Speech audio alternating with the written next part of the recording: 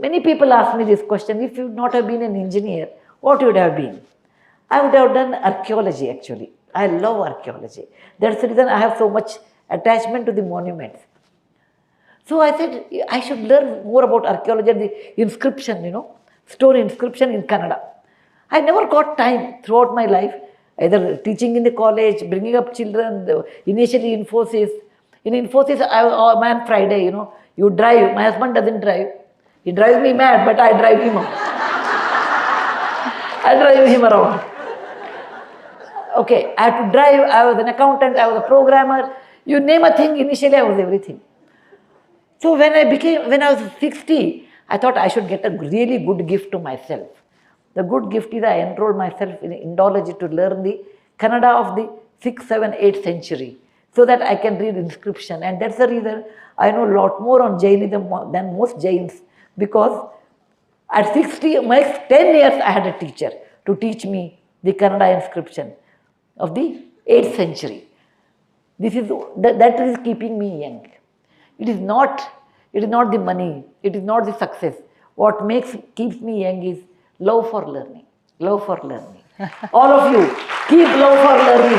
Whatever you learn, making a hair, wearing a sari. I met one lady in one wedding and somewhere. She told me, Mrs. Murthy, I am an expert in, making saris. And I said, what is there to wear sari? I am wearing for 60 years, almost 60 years I am wearing sari.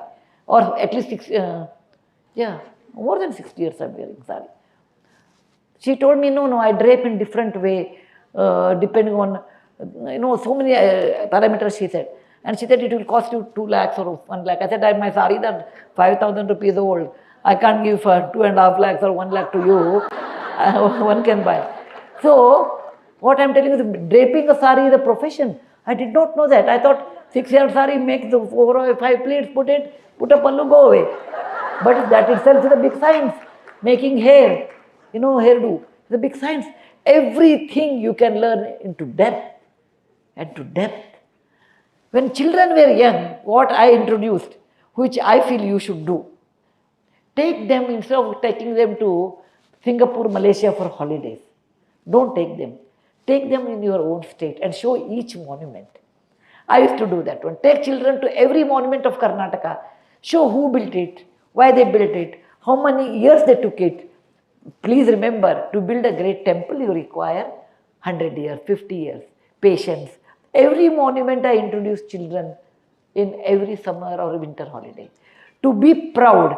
If you want to be proud about your culture, you should know history of your culture. You should know history of your state.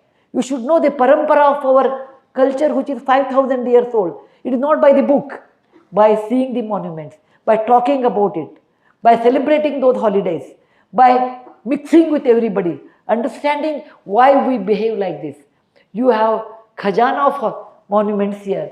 You came and saw old parliament, but old parliament idea is taken by your own state, Mitawali. Mitawali is 30 kilometers from Gwalior.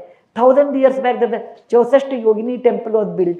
Exactly the same prototyping was taken and built the old parliament in British Raj.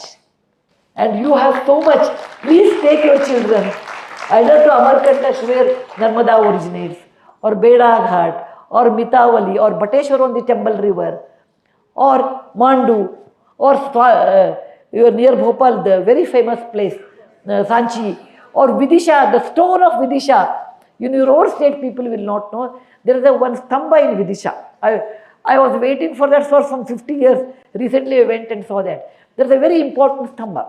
It is, or the pillar.